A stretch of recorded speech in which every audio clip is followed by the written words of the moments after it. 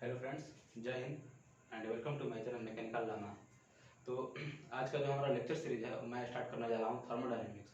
Mechanical engineering के students के लिए होगा और ये 11th-12th स्टैंडर्ड का नहीं होगा, तो केवल इंजीनियरिंग के स्टूडेंट्स के लिए है। और ये दोनों के लिए है। मान लीजिए दोनों मतलब अगर कोई यूनिवर्सिटी एग्जाम देना चाह रहा है, जो कि बच्चों क्या करते हैं, बच्चे मान लीजिए कल एग्जाम है तो आज पढ़ना शुरू करते हैं, तो उसके लिए भी है, मान लीजिए उसके लिए भी है। लेकिन मेरा सलाह यही रहेगा कि आप क्या कीजिए कि जब सेमेस्टर शुरू होता है तब से ही पढ़ना शुरू कर दीजिएगा, तो बेटर रहेगा, नॉलेज भी रहेगा आपके पास और जब एग्जाम आएगा तो उसका प्रेशर भी नहीं रहेगा। और जो बच्चे गेट के लिए प्रिपरेशन करना चाहते हैं उसके लिए तो है ही। तो जो अगर यूनिवर्सिटी एग्जाम के बाद देना चाहते हैं थोड़ा थोड़ा पढ़ के, तो थ्योरी पार्ट पे ही ध्यान देंगे और न्यूमेरिकल पोर्शन पर ध्यान नहीं देंगे। ठीक है, तो इस चलिए स्टार्ट करते हैं आज हम थर्मोडायनेमिक्स। और थर्मोडायनेमिक्स को हम शुरू करते हैं, टॉपिक डाल दिए थर्मोडायनेमिक्स। और थर्मोडायनेमिक्स जो है पहले दो पार्ट में है, जो पूरा हम लोग का मैकेनिकल के सिलेबस में है थर्मोडायनेमिक्स टोटल दो पार्ट में है। पहला पार्ट है हम लोग का बेसिक थर्मोडायनेमिक्स और दूसरा जो है उसका एप्लीकेशन। तो बेसिक पढ़ने के बाद ही हम लोग एप्लीकेशन वाला पोर्शन करेंगे। चलिए ठीक है, तो देखिए ये हमारा हो गया दो पार्ट में, इसको लिखने का जरूरत नहीं है, फिर भी लिख देते हैं। बेसिक हो गया एक, बेसिक थर्मोडायनेमिक्स, जिसको बेसिक पढ़ेंगे। और बेसिक पढ़ने के बाद, बेसिक मतलब उसके बाद फिर उसका एप्लीकेशन पढ़ेंगे। ठीक है, तो थर्मोडायनेमिक्स का डेफिनेशन लिख देते हैं एक बार।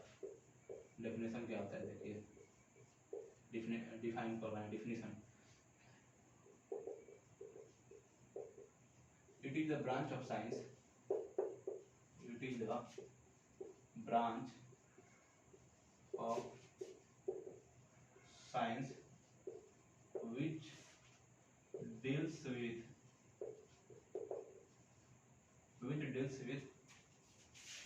energy transfer and energy transfer and effect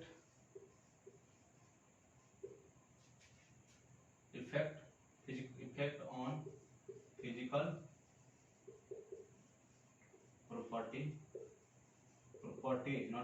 property of substance। चलिए ठीक है, हम क्या बोले, it is the branch of science which deals with energy transfer and effect on physical and its effect energy transfer and its effect energy transfer करेंगे तो इसका effect होगा ना, and its effect on physical properties of substance. ठीक है, देखिए it is the branch of science, ये तो देखिए सिंपल साइंस का मतलब क्या है, साइंस तो हम लोग विज्ञान पढ़ते ही हैं, साइंस के अंदर जितना इंजीनियरिंग का चीज आता है जितना सारा साइंस के अंदर आता है। ठीक है, which deals with energy transfer. Energy क्या होता है अब आगे बात करेंगे, यही चीज तो बात करना है। एनर्जी का ट्रांसफर मतलब एक जगह से दूसरे जगह भेज देना, वही ट्रांसफर होता है। एंड इट्स इफेक्ट मतलब उसका प्रभाव on physical properties of substance के फिजिकल प्रॉपर्टीज पे, फिजिकल प्रॉपर्टीज के बारे में भी समझेंगे। ठीक है, और सब्सटेंस क्या होता है पहले सब्सटेंस समझ लेते हैं। सब्सटेंस बेसिक चीज हो गया, तो any number of things which are made up of number of molecules. Substance को बोल सकते हैं एनी थिंग्स, सब्सटेंस को समझ लीजिए, कंफ्यूजन रहता है। Any things which are made up of number of molecules. ठीक, नंबर ऑफ मॉलिक्यूल्स से मिलकर जो भी चीज बना होता है सब्सटेंस होता है। एग्जांपल के लिए बात कीजिएगा, ये जो है मेरा सब्सटेंस, ये जो मतलब ये मार्कर जो मेरा है, इसमें क्या होता है, इसके अगर इसको माइक्रोस्कोपिक लेवल पे जाइएगा, छोटा लेवल पे, इस जो बना है किसी चीज से, पॉलीमर से मान लीजिए प्लास्टिक का बना हुआ है, तो उसका अगर बात कीजिएगा तो उसका भी एक मॉलिक्यूल होगा। अगर छोटा लेवल पे जाइएगा ना तो छोटा छोटा मॉलिक्यूल से ये मिलकर बना हुआ है कोई भी चीज। एग्जांपल के लिए बोर्ड लीजिएगा तो लकड़ी, इसके इस पे पहले ये सरमाइका सटा हुआ है, इसके पीछे लकड़ी है, तो सारा चीज जो है नंबर ऑफ मॉलिक्यूल से मिलकर बना हुआ है। तो हम बोल सकते हैं कि दुनिया में सब चीज क्या है, सब्सटेंस है। हवा हो गया, पानी हो गया, कोई भी चीज सब्सटेंस है। ठीक है, अगर कोई चीज एक्चुअल में है, नंबर ऑफ मॉलिक्यूल से मिलकर बना है तो सब्सटेंस है। चलिए अब हम बात करेंगे कि देखिए अब ये ट्रांसफर ऑफ एनर्जी, तो एनर्जी का बारे में बात करेंगे। मेन हम तो साइंस बता ही दिए, एनर्जी के बारे में बात करेंगे। इसके बारे में, एनर्जी के बारे में बात कर लेते हैं। एनर्जी क्या होता है देखिए, एनर्जी का हम ट्रांसफर कैसे कर सकते हैं। एनर्जी दो टाइप से हम ट्रांसफर कर सकते हैं, एक तो हीट, एक वर्क। हीट से कैसे हम लोग करते हैं एनर्जी का ट्रांसफर, मान लीजिए ये मेरा कोई कंटेनर है, इसको हम गर्म कर रहे हैं, मान लीजिए मेरा बर्नर है, इसको हम हीट कर रहे हैं, गर्म कर रहे हैं। ठीक है, तो तो ये गर्म करेंगे तो क्या होगा, मान लीजिए इसमें इसका ये वाटर है, मान लीजिए एग्जाम्पल के लिए, तो इसका मोलिक्यूल जो होगा, ये मोलिक्यूल है छोटा छोटा, गर्म करने के बाद कोई भी चीज़ है ये रैंडम मोशन करना शुरू करेगा इधर उधर, ठीक है, बेचैन हो जाएगा, एकदम एनर्जी पाते हैं बेचैन हो जाएगा। और वर्क का एग्जाम्पल ले सकते हैं कैसे, मान लीजिए कोई मेरा ये एम मास है, उसको एच हाइट पे ले गए, एच हाइट पे इसको ले गए, इसके मान लीजिए यहाँ पे था ये ग्राउंड पे एम मास था, इसको एच हाइट पे ले गए, इस वर्क किए और कितना वर्क किए, W इज इक्वल टू जितना इसका पोटेंशियल एनर्जी होगा, पोटेंशियल एनर्जी होगा ना, ये हाइट पे गया है एच हाइट पे, तो जितना इसका पोटेंशियल हो जाएगा उतना वर्क किए हैं। इसमें क्या कर रहे हैं, ये हीट ट्रांसफर कर रहे हैं, इसमें मान लीजिए क्यू सप्लाइड इसमें कर रहे हैं, तो ये क्या कर रहा है, इधर रैंडम मोशन कर रहा है मान लीजिए। तो हम हीट और वर्क में एक बेसिक अंतर समझना चाहते हैं क्या होता है। देखिए यहाँ समझेंगे, हीट लिखेंगे यहाँ पे और यहाँ पे लिखेंगे वर्क, ठीक है।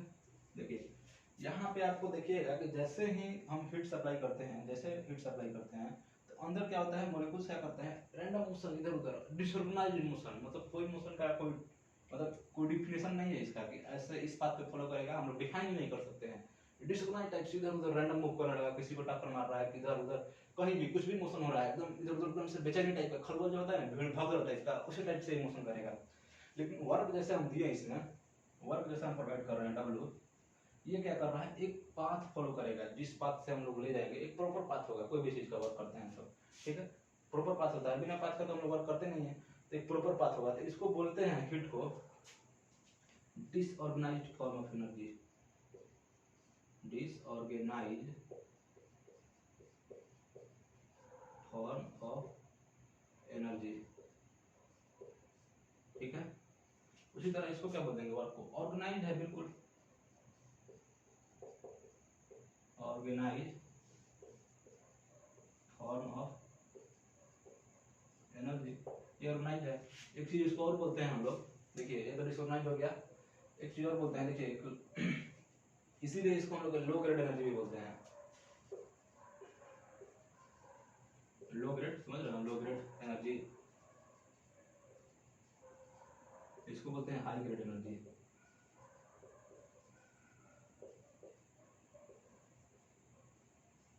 इसको हाई ग्रेड एनर्जी बोलते हैं। क्यों बोलते हैं, डिसऑर्गेनाइज्ड फॉर्म देगा क्योंकि ये इम्प्यूरिफाइड फॉर्म ऑफ एनर्जी होता है, इम्प्यूरिफाइड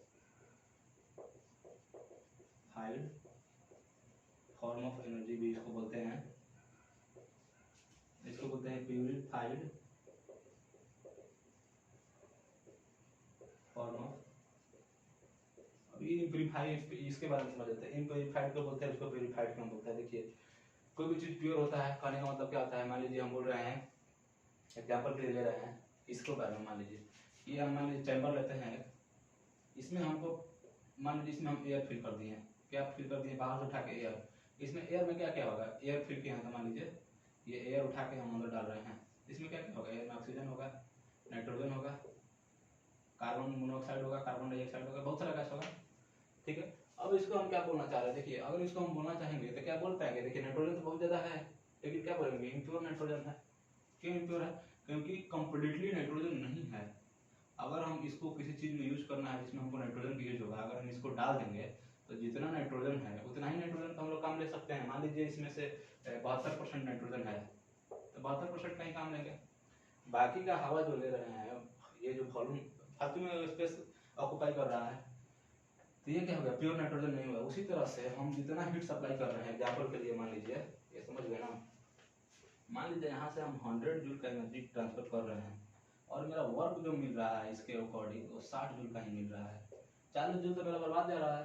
तो जब कोई प्योर चीज होता है तो उसमें तो हम बर्बादी की बातें नहीं करेंगे, बोलेंगे ना, इसीलिए। लेकिन वर्क में क्या होता है कि जितना हम दिए हैं 100 दिए हैं तो 100 का मेरा काम होगा, यहाँ पे हम 100 दिए तो 100 का एनर्जी मेरा यहाँ पे स्टोर हो गया पोटेंशियल एनर्जी के फॉर्म में, ठीक है। इसीलिए इसको प्यूरिफाइड फॉर्म ऑफ एनर्जी बोलते हैं, इसको अनप्यूरिफाइड फॉर्म ऑफ एनर्जी बोलते हैं। तो ये आगे बढ़ते हैं, इसको मिटाते हैं, और इसमें हम लोगों ने क्या देखा, पहले तो थर्मोडायनामिक्स का डेफिनेशन देखा, बेसिक क्या होता है, बेसिक डेफिनेशन। ये साइंस का वो भाग है जिसमें हम लोग एनर्जी के ट्रांसफर को पढ़ते हैं, एनर्जी के ट्रांसफर को नहीं पढ़ते हैं, क्योंकि एनर्जी ट्रांसफर से जो चेंज आता है फिजिकल प्रॉपर्टीज में मटेरियल के, उसको हम लोग पढ़ते हैं। इफेक्ट जो आता है, इफेक्ट मतलब, अब इफेक्ट कैसे आता है, देखिए एनर्जी का मतलब ये होता है इफेक्ट लाना कहीं भी, कहीं भी एनर्जी लाइएगा, एनर्जी जाता है तो इफेक्ट लाता ही लाता है, ठीक है ना, इसको इफेक्ट लाना ही लाना है। तो ठीक है, अब उसके बाद हम लोग क्या समझे कि इसके अंश में अंतर समझे, किसमें, तो हीट और वर्क में हम लोग अंतर समझे। क्या होता है अंतर में, अगर हीट जो होता है हमारा डिसऑर्गेनाइज्ड फॉर्म होता है एनर्जी का, वर्क जो होता है ऑर्गेनाइज्ड फॉर्म होता है एनर्जी का। हीट जो होता है अनप्यूरिफाइड फॉर्म ऑफ एनर्जी होता है, वर्क जो होता है प्यूरिफाइड फॉर्म ऑफ एनर्जी होता है, ठीक है। इसीलिए हीट को क्या बोलते हैं, लो ग्रेड एनर्जी, और वर्क को क्या बोलते हैं, हाई ग्रेड एनर्जी। चलिए अब हम थोड़ा सा बात करते हैं aim of thermodynamics. Aim of thermodynamics, इसका एम क्या है।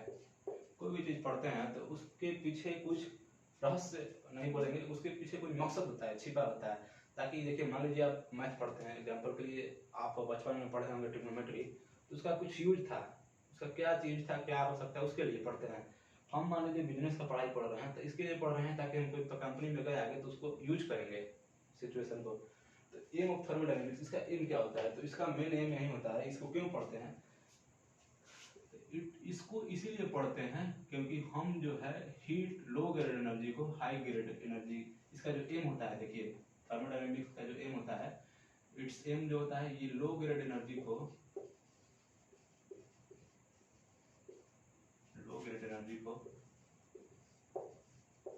हाई ग्रेड एनर्जी में कन्वर्ट करना, यही एम होता है।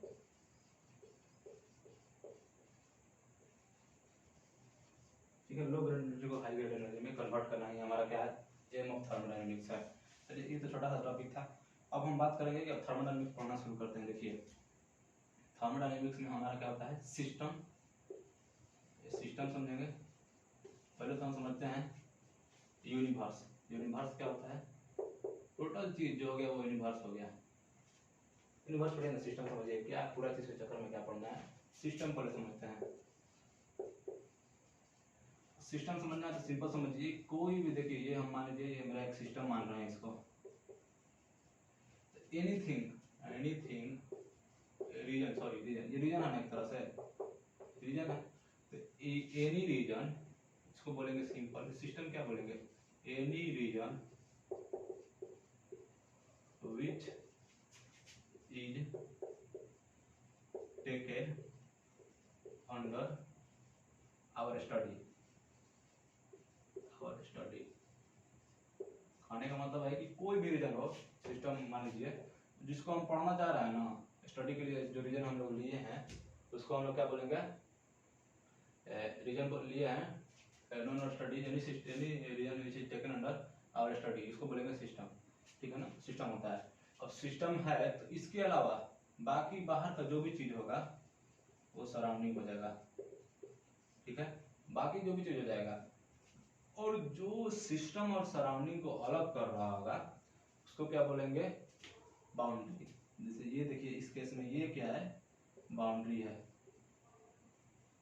ठीक है, तो देखिए थोड़ा थोड़ा सबके बारे में समझते हैं। सिस्टम के बारे में तो समझ, जो चीज पढ़ना है उसी को बोलते हैं सिस्टम, जिसको हम लोग को पढ़ना है। अब इसी के प्रॉपर्टीज के बारे में हम लोग समझेंगे, क्या इसमें चेंज आ रहा है, क्या नहीं आ रहा है। पढ़ना वही है थर्मोडायनामिक्स में, फिजिकल प्रॉपर्टीज ऑफ मटेरियल।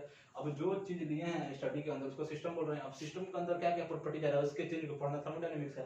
अब सिस्टम के अलावा जो बाहर में बाकी सारा चीज है सराउंडिंग बोलते हैं, और सिस्टम सराउंडिंग को जो अलग करता है उसको बाउंड्री बोलते हैं। तो बाउंड्री को बोल सकते हैं it separates, it is just separation, it is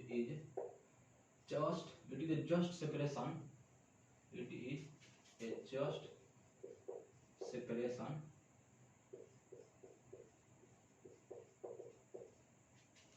between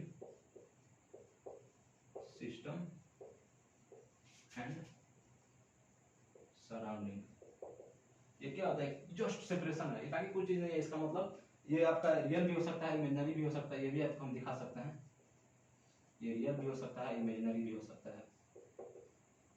कहिएगा कैसे सब दिखा के बता के दिखाइए। तो देखिए देखिए रियल कैसे होता है बता रहे हैं अभी आपको। जैसे मान लीजिए ये मेरा सिस्टम है, एक मान लीजिए ये क्लोज चैम्बर है। ठीक है, ये कमरा पूरा बंद है, दरवाजा खिड़की सारा चीज बंद है। इसका बाउंड्री क्या हो जाएगा, वाल, चारों तरफ का वाल बाउंड्री हो जाएगा। तो इस तरह से मान लीजिए एक चैम्बर है, इसको हम 3D में बना लेते हैं। चलिए थोड़ा 3D में फील आ जाएगा, है ना। तो फिर बोलिएगा कि क्या बता दिए। ये 3D दिख रहा है ना, चलो ठीक है। ये क्या हो जाएगा आपका बाउंड्री जो वाल होगा चारों तरफ का ये रियल होगा। इमेजिनरी का क्या बात होता है, जैसे देखिए हम बात कर रहे हैं इस केस में ओपन किए हैं और यहाँ से यहाँ तक क्या है पानी भरा हुआ है। इस केस में क्या बोलिएगा, इधर से तो बंद है लेकिन इधर से भी हम क्या कर सकते हैं, एक इसको बाउंड्री मान के क्या बोलेंगे कि ये जो इतना हमारा जो है ये सिस्टम है, यहाँ पे जो बाउंड्री हो जाएगा इमेजिनरी बाउंड्री हो जाएगा, इमेजिनरी बाउंड्री, ठीक है। सराउंडिंग बोल दिए, सराउंडिंग बोल दिए, सिस्टम को छोड़ करके बाकी सारा चीज सराउंडिंग है। सिस्टम को छोड़ करके, सिस्टम को छोड़ करके बाकी सारा चीज सराउंडिंग है except system remaining all things comes under surrounding।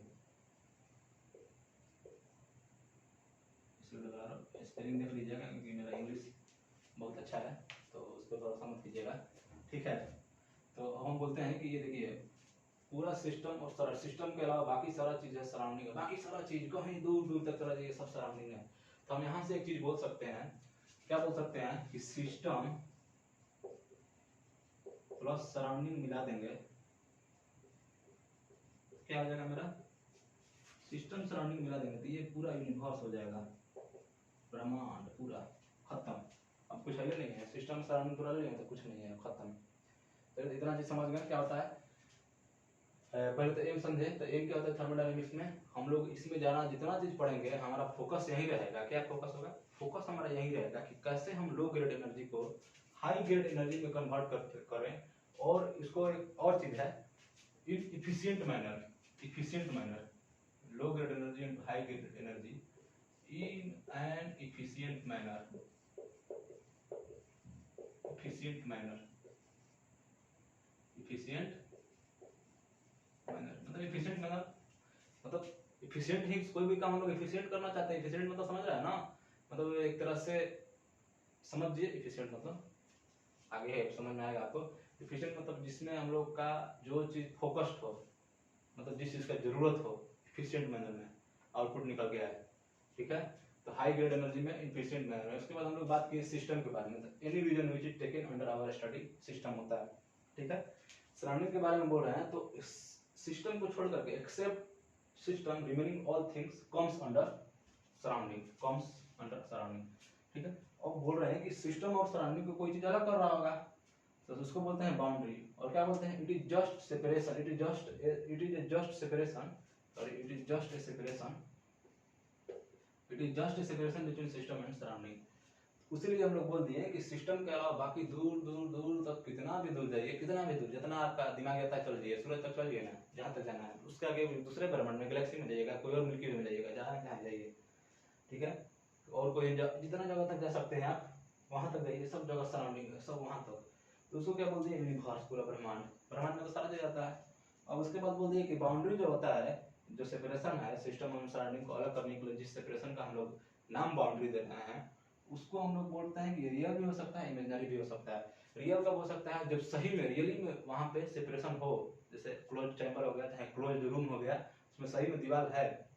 लेकिन इमेजिनरी कब होता है, मान लीजिए ये केस आप लेते हैं, ये केस मान लीजिए यहाँ से कोई फ्लो आ रहा है और इधर जा रहा है, ठीक है। तो यहाँ पे तो रियल में बाउंड्री नहीं है, लेकिन हम लोग क्या करेंगे कि इसको भी मिला देंगे और इसको भी मिला देंगे, बोल देंगे कि ये क्या हो गया, बाउंड्री हो गया। सिस्टम लेना है पढ़ने के लिए, पढ़ने के लिए मान लीजिए कहीं कोई बाउंड्री से हम सिस्टम को सराउंडिंग से अलग कर देंगे, तो उसको हम लोग उस बाउंड्री को क्या बोलेंगे, अगर सही में होगा सेपरेशन, सही में बाउंड्री होगा, रियल में दिख रहा होगा, तो उसको रियल बोलेंगे। और हम लोग एक्सटेंड करके पढ़ने के लिए और कन्वीनियंस के लिए जो हम लोग लाते हैं सेपरेशन, उसको हम लोग बोलते हैं इमेजिनरी बाउंड्री। चलिए ठीक है, ये हो गया। अब हम सिस्टम के बारे में बात करते हैं कि सिस्टम क्या होता है, थोड़ा सा डिटेल में सिस्टम के बारे में बात करेंगे। इसमें हम लोग समझ गए सिस्टम, सराउंडिंग, बाउंड्री। सिस्टम क्या होता है, जिस चीज को हमको पढ़ना है, बार बार बोल रहे हैं, जिस चीज को पढ़ना है वही सिस्टम है। सिस्टम के अलावा बाकी जितना चीज है सब सराउंडिंग है, और जो सिस्टम सराउंडिंग को अलग कर रहा है उसको बाउंड्री बोल रहे हैं। और बाउंड्री आपका रियल भी हो सकता है, इमेजिनरी भी हो सकता है, आप पहचानिएगा, उसमें ज़्यादा दिक्कत नहीं होना चाहिए। तो हम सिस्टम के बारे में पढ़ने जा रहे हैं, ठीक है। इसको मिटा देते हैं, सिस्टम के बारे में। देखिए सिस्टम हमारा 3 टाइप का होता है। देखिए ये हो गया, ये कोई सिस्टम हो गया। क्या क्या चीज़ हो सकता है, मान लीजिए सराउंडिंग के साथ क्या क्या ये कर सकता है, ये सराउंडिंग हो गया, बाकी सारा चीज़। ये सिस्टम सराउंडिंग के साथ क्या कर सकता है, ये देखिए या तो ये मास का इंटरेक्शन कर सकता है, ले दे सकता है, ठीक है। मास का कर सकता है, हीट का कर सकता है, और कुछ कर सकता है, बोलिए। क्यों हीट का, एनर्जी का, सॉरी हीट नहीं एनर्जी बोलेंगे यहाँ पे। एनर्जी में आपका हीट और दोनों आता है।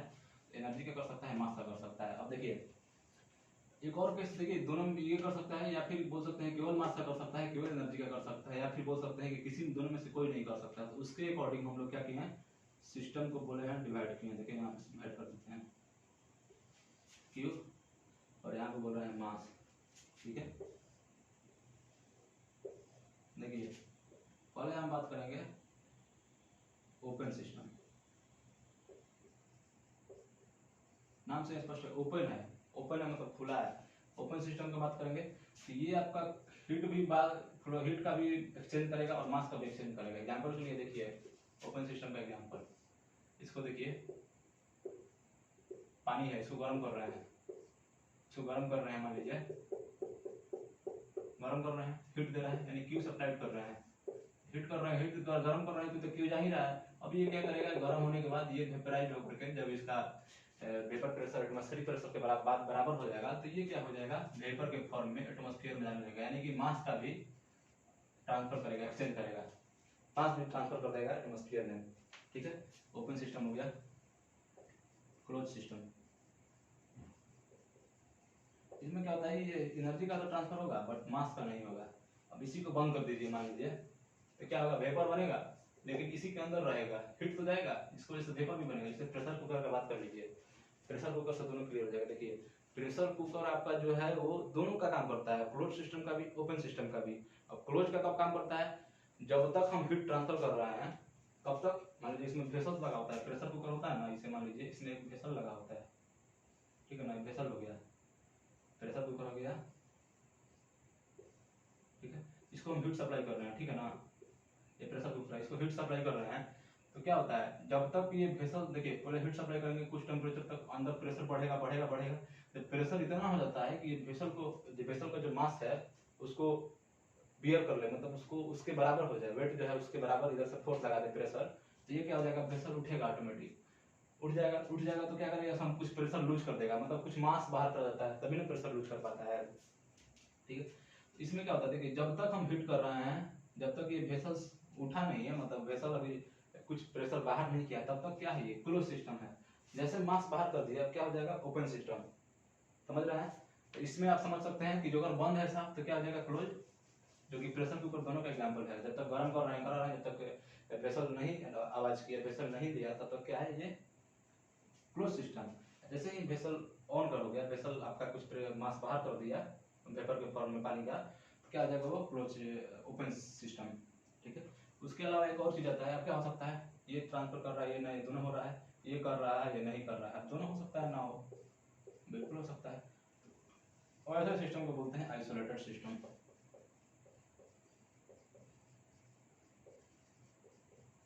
ठीक है। आइसोलेटेड सिस्टम कहते हैं ऐसे सिस्टम को, ठीक है। सिस्टम 3 टाइप का होता है, open system, close system, isolated system.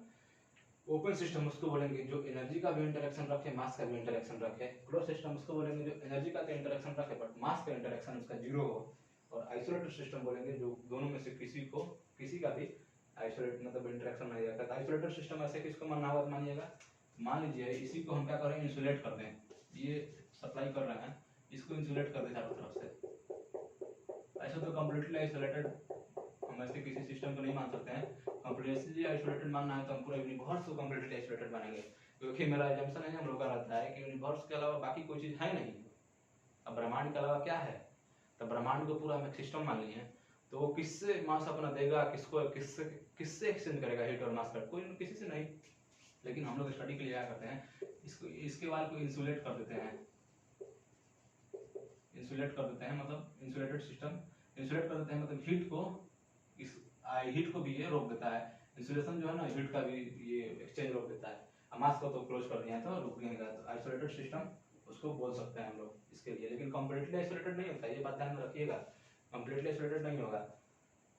कुछ ना कुछ आपका हीट का लूज करेगा। जैसे थर्मोफ्लास्क की बात करेंगे, जो थर्मस होता है, पानी रखते हैं, चाय रखते हैं जिसमें, तो क्या होता है, वो हो सकता है किसी का 24 घंटा होता है, किसी का 48 घंटा होता है, लेकिन ऑटोमेटिक उसको होना तो होना, उसको ठंडा होना है तो है पक्का है। 100 डिग्री पर रखे हैं, 2 दिन के बाद आपका वो फिर आ जाएगा ऑटोमेटिक टेम्परेचर पे। तो इस तरह का बहुत तरीका से बोल सकते हैं कि कम्प्लीटली आइसोलेटेड नहीं है, लेकिन इसको हम लोग आइसोलेटेड मानेंगे स्टडी के लिए। ठीक है, चलिए थैंक यू। फिर आपको अगले लेक्चर में हम लोग क्या पढ़ने वाले हैं, यहाँ पे तो सिस्टम पढ़ लिए, उसके बाद नेक्स्ट लेक्चर में आपको मिलते हैं। चलिए इतना भी धन्यवाद, थैंक यू, फिर मिलेंगे।